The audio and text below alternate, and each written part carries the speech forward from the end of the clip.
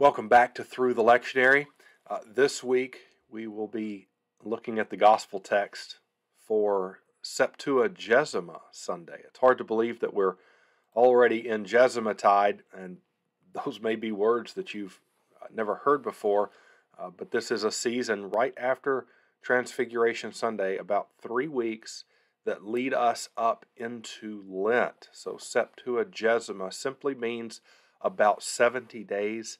And so we're about 70 days until Easter. So it's preparing us, moving us from the Mount of Transfiguration kind of toward the wilderness of Lent. So the first gospel text of this little mini season is written in Matthew chapter 20, verses 1 through 16. It's the parable of the laborers in the vineyard.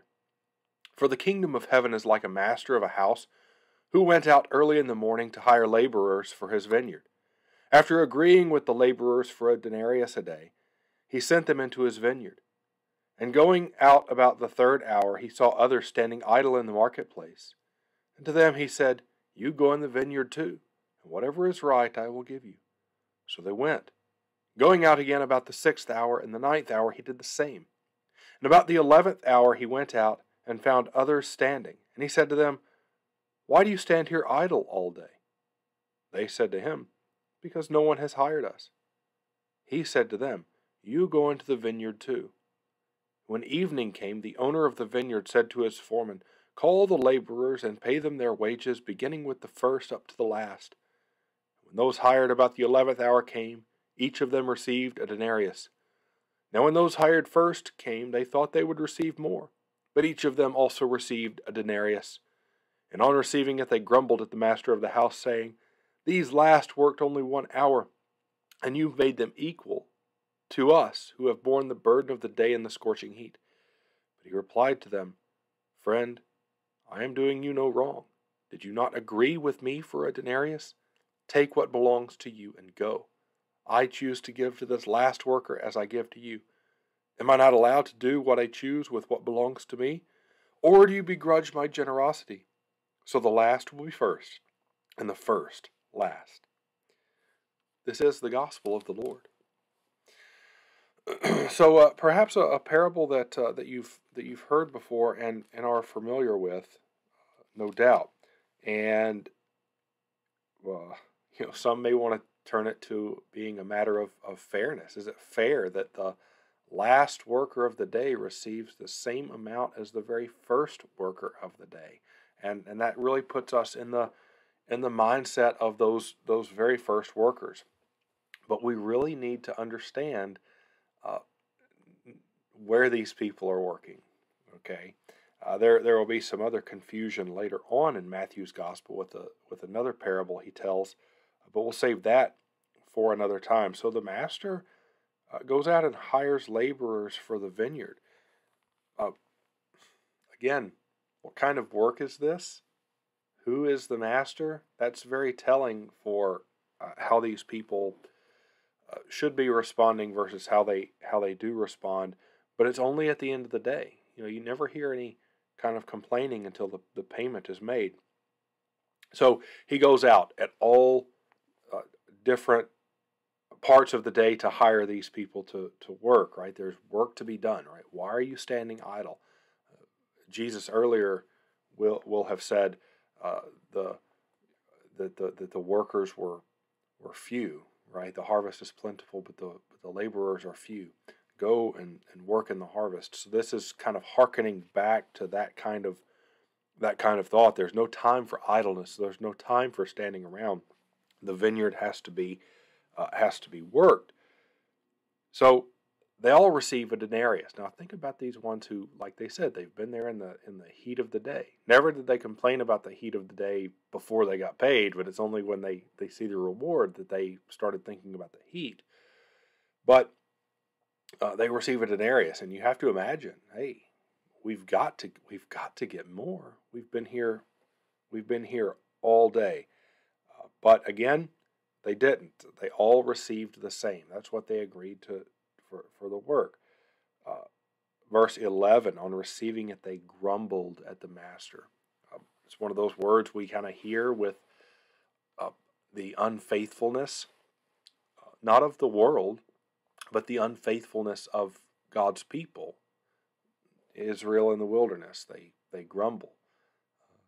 Feeding of the 5,000, according to John, the people are grumbling there. There's a lot of language similarity to Israel in the wilderness.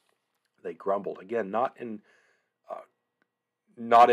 what the world, how the world responds, but how God's very own people respond to God and His generosity.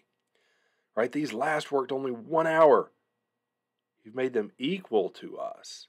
Now that's an interesting thing to say. The ones who worked only 1 hour were equal to them. So contextually in Matthew's gospel, why is that important? Well, if you go back to the beginning of Matthew 18, at that time the disciples came to Jesus saying, "Who is the greatest in the kingdom of heaven?" And Jesus puts a child in the midst of them and goes on to teach them there more about the greatest. All right, who's the greatest will come up later, but this is kind of one of those comparative things with who's the greatest. You've made them equal to us. No, we're better than them because we worked longer. We were in the vineyard longer, so we're better. We're greater. But that's not the case with God. He replied to them, "Friend, I am doing you no wrong.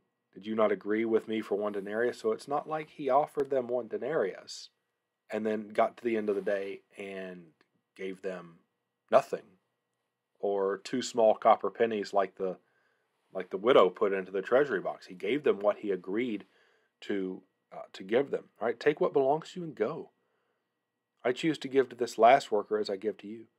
Am I not allowed to do what I choose with what belongs to me, or do you begrudge my generosity? So the last will be first, and the first will be last. This is kind of a common thought, I think, that many Christians might have.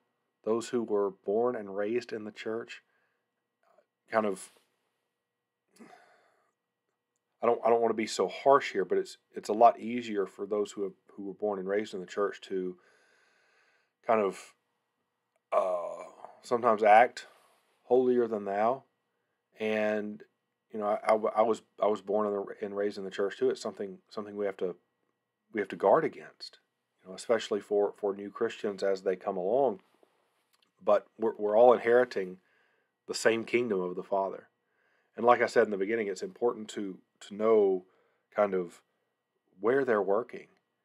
They're not working out in some awful, terrible job here. They're working for the Master in the Master's vineyard. They have the best vocation of all. And they're working for this gracious Master. But at the end, when it comes to giving out the payment, that's when they kind of turn on him. So don't forget, when we want to maybe consider that this parable is unfair, that the ones who worked first should earn more, maybe should have that bigger mansion in the skies or something like this. Let's not forget that they're who they're working for, where they're working in the first place. The work that is done in the Master's vineyard, namely on this side of glory in the church, it can be messy, it can be dirty sometimes, but ultimately we're in service to the Master. So rather than looking at this from the side of, well, it's not fair that they receive the same thing, we thank God that they're receiving anything at all. But the joy that we got to bear the work in the heat of the day, that we got to be in service for a longer period of time. Again, it's not to set somebody up as who's the greatest or anything like that, but to just eliminate all of that together, right? It's not going to matter in eternity. Time will have no bearing upon us anymore. So whether somebody is born and baptized into Christ as an infant, or returns to the Lord on their deathbed, all receive the same reward, all receive the inheritance of the new creation, where we will, again, be in service of our Master, where there is no scorching heat anymore, only joy. So I hope this helps you as we come down the Mount of Transfiguration and kind of enter into the valley before we get into the wilderness of Lent. I hope you all have a blessed weekend, and we will see you next time. Thanks for taking a trip through the lectionary with me. Like the video, comment down below with questions, and subscribe to the channel. See you next time.